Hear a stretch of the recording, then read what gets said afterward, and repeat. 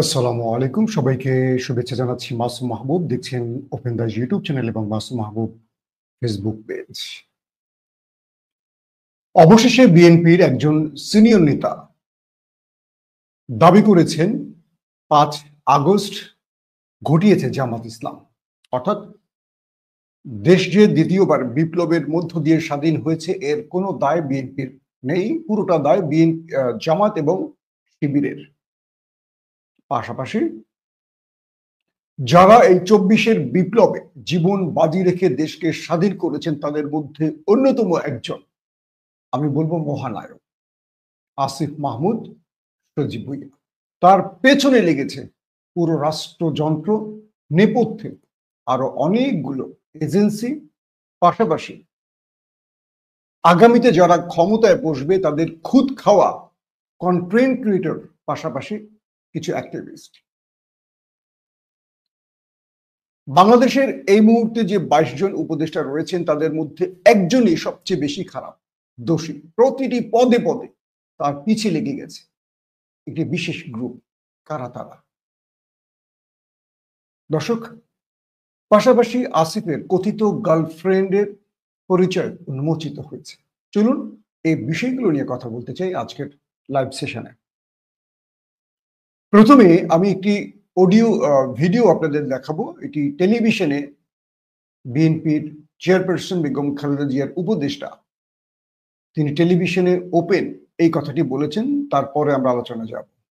৫ই আগস্ট ঘটাইছে কালো শক্তি, সেই কালো শক্তির নাম হলো জামাত ইসলাম, এবং তাদের যে অগ্রগামী শক্তি তার নাম হলো ইসলামী ছাত্র শিবির, যাকে সার্জিস আলমরা যারা এইটার অভিনয় করছে, ৫ই আগস্টের অভিনেতা যারা, আমি তাদেরকে নেতা বলতে আর চাই না, তাদেরকে আমি অভিনেতা বলবো।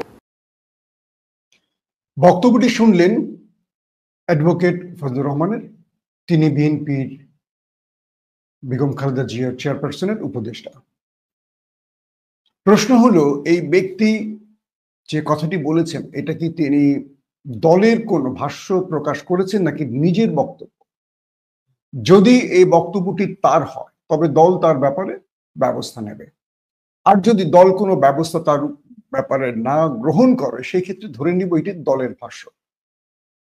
৫ আগস্ট কি ছিল? ৫ আগস্ট কি ছিল? বাংলাদেশ থেকে এক দৈত্য দানব, ফ্যাসিস্ট, স্বৈরাচার শেখ হাসিনার পালায়নের দিন এবং বাংলাদেশের ১৮ থেকে ২০ কোটি মানুষের মুক্তির দিন। এই দিনটি ঘটিয়েছে জামাত এবং শিবির, এবং তাদেরকে কি বলা হচ্ছে শুনছেন শব্দটা? আবারও আপনারা আরেকবার শোনেন, তাহলে বুঝতে পারবেন। ঘটাইছে কালো শক্তি, সেই শক্তি। কালো শক্তির নাম হলো জামাত ইসলাম। আপনারা শুনছেন, ৫ আগস্ট ঘটিয়েছে কালো শক্তি। কালো মানে অন্ধকার শক্তি, নেপথ্যের শক্তি, শত্রু, বা বাংলাদেশের জন্য যারা অন্ধকার ভবিষ্যৎ, শত্রুকে আমরা কালো বলতে পারি। তার মানে এই আন্দোলন বিএনপি তথা আর কেউ ঘটায়নি, জামাত ঘটিয়েছে। তার মানে এটি তো সত্য। তাহলে বিএনপি কেন বারবার দাবি করছে এটার মাস্টার মাইন্ড অমুক? বিএনপি কেন দাবি করছে এই আন্দোলনে তাদের এত শত ব্যক্তি, ছাত্রদল বা বিএনপির শহীদ হয়েছে? কেন প্রতিটি সভা সমাবেশে বিএনপি বিপ্লবের অন্যতম দাবিদার হচ্ছে? এই বিষয়গুলো এখন আমাদের আলোচনা করতে হবে। ফজলুর রহমান নিছক কোনো রাজনৈতিক কর্মী নন, একটি দলের চেয়ারপারসনের উপদেষ্টা। তিনি চেয়ারপারসনকে কি উপদেশ দেন আর জাতিকে তিনি কিভাবে পথ ঠিক করে দেবেন, এটা নিয়ে প্রশ্ন আমাদের থাকতেই পারে। কিন্তু প্রশ্ন হলো, তিনি সাম্প্রতিক ৫ আগস্টের পর প্রতিদিন টেলিভিশনগুলোতে যেভাবে বক্তব্য দিচ্ছেন, বিতর্ক ছড়াচ্ছেন, বিভাজন সৃষ্টি করছেন এবং রাজনৈতিক দলগুলোর মধ্যে অস্বস্তি তৈরি করছেন, তার ব্যাপারে দল কেন ব্যবস্থা নিচ্ছে না? এই প্রশ্ন কি আমরা করতে পারি? আমার ব্যক্তিগত মত আর একজন সাংবাদিক হিসেবে মত দুটো ভিন্ন।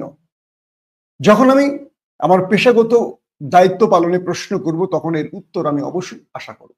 ধরেন ৫ আগস্ট যদি জামাত ইসলাম কালো শক্তি হয়, তাহলে বিএনপি কি করে সাদা শক্তি হয়? বিএনপি তো কালো শক্তি হবে নাকি? ২, আগস্ট তাহলে বিএনপি ঘটায়নি, কেবল জামাত ঘটিয়েছে। তাহলে বিএনপি ক্ষমতার জন্য পাগল হয়ে গেছে কেন? প্রশ্ন আসতে পারে না? বিএনপি তাহলে ক্ষমতার জন্য পাগল হয়ে গেছে কেন? যারা জীবন দিয়ে বাজি রেখে যে কালো শক্তি লড়াই করেছে তারাই ক্ষমতায় বসবে, তাই তো? অর্থাৎ দোষ চাপবে এক ঘরে আর মজা নিবেন অন্য ঘরে, তাই তো? ৭৫-এ শেখ মুজিবুর রহমানকে সপরিবারে হত্যা করা হয়েছে। যারা হত্যা করেছে পরবর্তী তারা প্রত্যেকে দেশ ছেড়েছেন এবং তাদেরকে কেউ কোনো সহযোগিতা করেনি, রাষ্ট্র কোনো সহযোগিতা করেনি। যারা রাষ্ট্রের ক্ষমতায় বসতেন, সুবিধা নিয়েছেন, তারাও সহযোগিতা করেনি এবং অনেকেরই ফাঁসি হয়েছে। এবারও তাই হবে। ২৪-এ মজা লুটবে বা ক্ষমতায় বসবে এক গ্রুপ, ফাঁসির কাস্টে ঝুলবে আরেক গ্রুপ। এটা হলো বাংলাদেশের বিশ্বাসঘাতকের রাজনীতির একটা চিত্র। এই চিত্রগুলো দেখতে আমরা চাই না। আমার বক্তব্য শুনে এখন মনে করবেন ভাই আপনি তো অমুক দলের তমুক দলের পক্ষে অমুক দলের বিরুদ্ধে কথা বলছেন। ভাই দলটাকে ভুলে যান। একটা রাষ্ট্র কাঠামো টিকে থাকে কিসের উপর? কিছু ভিত্তি তো আছে নাকি? এই দেশটাকে বিভাজিত করে ১৬ বছরের জন্য আওয়ামী লীগের প্লট তৈরি করে দিয়েছিল কারা? এই বিশ্বাসঘাতকরা। এটা কেন বোঝেন না আপনারা? আমার কথাগুলো কারো পক্ষে বিপক্ষে বিশ্লেষণ করবেন না, আমার কথাগুলোকে চিন্তা করেন। এই জিনিসগুলো কি ভালো? কেন বিএনপি ডাকে ১৬ বছর মানুষ রাজপথে নামেনি? এই একটি কারণে, ধরে নিয়েছে মানুষ যে এদের জন্য জীবন দিলে এর কোনো মূল্য থাকবে না, বরং আমি জীবন দেব, আমার পুরো পরিবার ছারকার হয়ে যাবে আর সুবিধা নেবে ওরা। এই কারণে ১৬ বছর বিএনপি ডাকে মানুষ রাজপথে নামে। নেমেছে কাদের ডাকে? নাহিদ, সার্জিস, আসিফদের ডাকে। একটা বিষয় দেখেন, একটা হিস্ট্রি শোনাই আপনাদের। আমি আমার ভিডিওতে মাঝে মাঝে আপনাদেরকে একটু বিবেক খোলার জন্য, মাথা খোলার জন্য কিছু হিস্ট্রি মানে সত্য ইতিহাস শোনাই। ওসমানী সালতানাত যখন ধ্বংস হয়, এটা একদম শেষের দিকে, প্রথম বিশ্বযুদ্ধের একটু আগে। খলিফা ছিলেন কে? আব্দুল হামিদ। আব্দুল হামিদকে ইয়াং টার্কিশরা বা ন্যাশনালিস্টরা ক্ষমতা থেকে সরিয়ে তার ভাইকে বসায় পুতুল ভাবে। তার কোনো ক্ষমতা ছিল না। আব্দুল হামিদ যেহেতু প্রভাব বিস্তার করতেন, তিনি সালতানাত মানে মুসলিম খেলাফত বা সালতানাত ধ্বংস হওয়ার পথে বাধা হয়েছিলেন, তাকে সরিয়ে দেয়া হয়। তারপর তার ভাইকে, একটা পর্যায়ে তাকেও সরিয়ে আব্দুল মজিদকে বসানো হয়। আব্দুল মজিদ খুব নরবরে টাইপের লোক ছিলেন, কিচ্ছু করতে পারছিলেন না। কি করলেন? এই সময় যখন ইয়াং টার্কিশরা বা ন্যাশনালিস্টরা, আর্মির যারা সোলজার তুরস্কের উসমানী সালতানাতের, তারা ইসলামিক আদলটাকে পরিবর্তন করে একটা ন্যাশনালিজম তৈরি করার চেষ্টা করলেন। এই সুযোগটাতে উসমানী সালতানাত একদম দুর্বল হয়ে গেল। সেই সময়টা ব্রিটিশরা মুসলিম সালতানাতকে ধ্বংস করার জন্য একটা মাস্টার প্ল্যান করলেন। তারা আসলেন আরবদের কাছে। তারা চিন্তা করলেন যে এই সালতানাত ভেঙে দিতে পারলে মুসলমানরা দুর্বল হয়ে যাবে। তাহলে কি করতে হবে? আগে মুসলমানদের মধ্য থেকে বিশ্বাসঘাতক বের করতে হবে। সেই হিসেবে তারা আরবের শরীফ হোসেন বেলালির কাছে আসলেন। আপনারা হয়তো এই স্টোরি অনেকে কম বেশি জানেন। তো শরীফ হোসেন ওই সময় আরবের খুব খ্যাতিমান একটা পরিবারের সদস্য ছিলেন, পাওয়ারফুল ব্যক্তি ছিলেন, ধনবান এবং জ্ঞানে তিনি বেশ মানে উচ্চ পর্যায়ের লোক ছিলেন। তো এই শরীফ হোসেনের জন্ম বা তার বংশ কোথায়? একদম মহানবী সাল্লাল্লাহু আলাইহি সাল্লামের পরিবারের সাথে সম্পৃক্ত তিনি। হযরত আল্লাহ রাসূলের মেয়ে ফাতেমা, ফাতেমার ছেলে হাসান, তার সন্তানদের বংশধর হলেন এই শরীফ হোসেন বেলালি। তিনি আরবদের বিরুদ্ধে বিদ্রোহ ঘোষণা করলেন এই শরীফ হোসেনকে নিয়ে। ব্রিটিশরা মানে নেপথ্যে ব্রিটিশ, সামনে শরীফ হোসেন, আরবদের বিরুদ্ধে বিদ্রোহ করে একটা সময় ফ্রান্স, রাশিয়া, ব্রিটিশ সবাই মিলে যুদ্ধ করে ওসমানী সালতানাত ভেঙে দিল। প্রথম বিশ্বযুদ্ধে আমরা দেখলাম ওসমানী সালতানাত টুকরো টুকরো হয়ে গেল।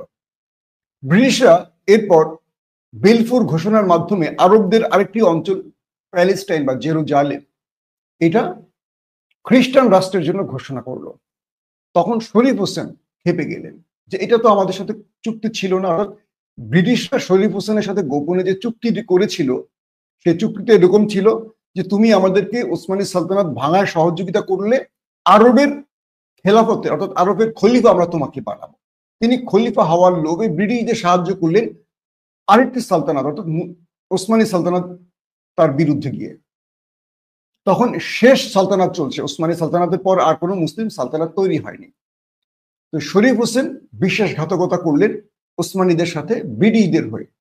যুদ্ধ শেষে যখন ওসমানীরা হেরে গেল, তখন ব্রিটিশ বেলফোর ঘোষণা করে জেরুজালেমকে ইহুদিদের হাতে তুলে দিবেন। শরীফ হোসেন খেপে গেলেন, কারণ যত যাই হোক তিনি কিন্তু রাসূল সাল্লাল্লাহু আলাইহি সাল্লামের পরিবারের সদস্য। তখন তিনি বললেন যে না, আপনাদের সাথে আমাদের এই চুক্তি ছিল না, ব্রিটিশদের বললেন। তো পরে ব্রিটিশরা দেখলো যে না, এই লোক তো আমাদের কথা শোনে না, এই লোক তো আসলে মানে রাসূলের পরিবারের সদস্য। তো তিনি বুঝে গেলেন যে বিশ্বাসঘাতক হলেও তার মূল কিছু জায়গায় সে তো নড়বে না। এমন সময় ওসমানী সালতানাতের শেষ খলিফা এই শরীফ হোসেনকে আরবের খলিফা ঘোষণা করে দিলেন। তখন ব্রিটিশরা বুঝলেন যে না, শরীফ হোসেনকে দুর্বল না করলে আমরা আমাদের স্বার্থ পূরণ করতে পারবো না। তারা শরীফ হোসেনের 3 ছেলের মধ্যে একজনকে বেছে নিলেন, কে ব্রিটিশদের প্রতি কৃতজ্ঞ থাকবে বা দায়বদ্ধ থাকবে বা ব্রিটিশদের চামচামিটা ভালো করতে পারবে। এর মধ্যে পেয়ে গেলেন একজনকে, ফয়সাল। তারপর শরীফ হোসেনকে তারা সেখান থেকে আউট করে দিলেন।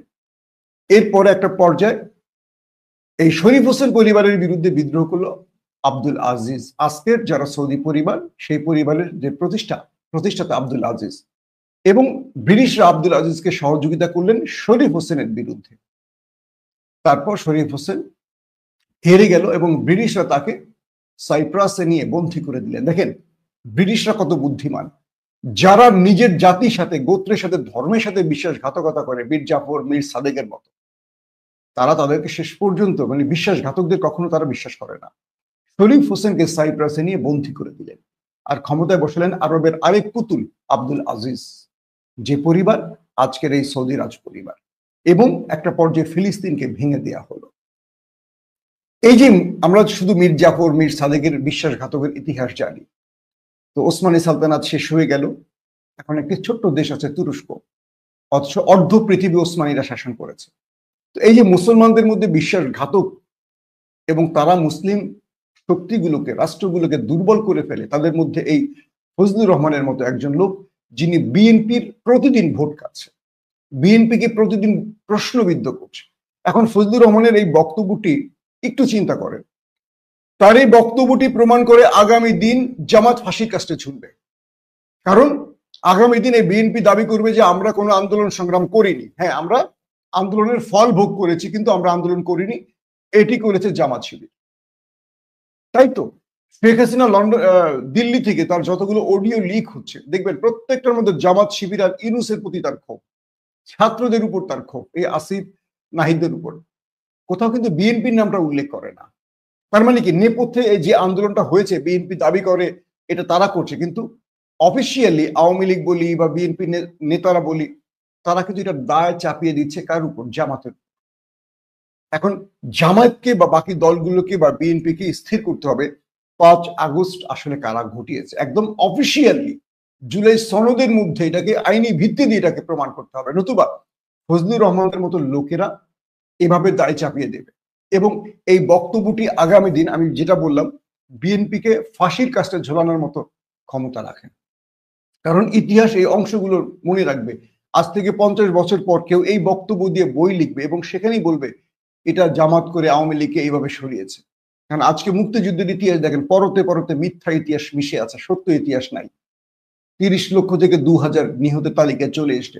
অর্থাৎ মুক্তিযুদ্ধ নিয়ে যারা ব্যবসা করছে, একটা গ্রুপ আজও তারা ব্যবসা করছে। এই ফজলুর রহমান যে ন্যারেটিভ গুলো প্রচার করছেন, এগুলো কি আসলে বিএনপির ন্যারেটিভ না আওয়ামী লীগের ন্যারেটিভ?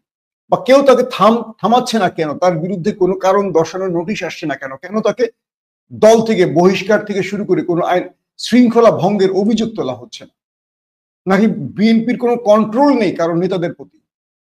আমরা দেখছি চাঁদাবাজির অভিযোগে বিভিন্ন জায়গায় অনেকে বহিষ্কার হচ্ছে, কিন্তু এই যে হাবিবুর রহমান, রুমিন ফারহান, তারপর এই যে ফজু পাগলা, এদের ব্যাপারে বিএনপির কোনো বক্তব্য নেই কেন? জামাত কেন এই বক্তব্যগুলোকে উড়িয়ে দিচ্ছে? জামাত বুঝতে পারছে না আগামী দিন এই কারণে, জুলাই বিপ্লবের কারণে তাদের পূর্বের 5-6 নেতার যেমন ফাঁসি হয়েছে 71-এর অভিযোগ তুলে দিয়ে, এই বিপ্লবের কারণে জামাত আগামী দিন আওয়ামী লীগ ক্ষমতা আসলে তাদের ফাঁসি হবে। আমি মনে করি জামাতকে এই ব্যাপারে শক্ত ভূমিকা রাখতে হবে যে জুলাই বিপ্লবে তাদের অবদান কি ছিল, জামাতে কি। বিএনপিকে প্রকাশ্যে সাংবাদিক সম্মেলন করে বলতে হবে জুলাই বিপ্লব কি তারা ছিলেন কি ছিলেন না। জুলাই বিপ্লব কি একটি কালো শক্তি জামাতই করেছে? জামাত কি আসলে কালো শক্তি? জামাত যদি কালো শক্তি হয়, জুলাই বিপ্লবের বাকি অংশীজনরা কি সাদা শক্তি?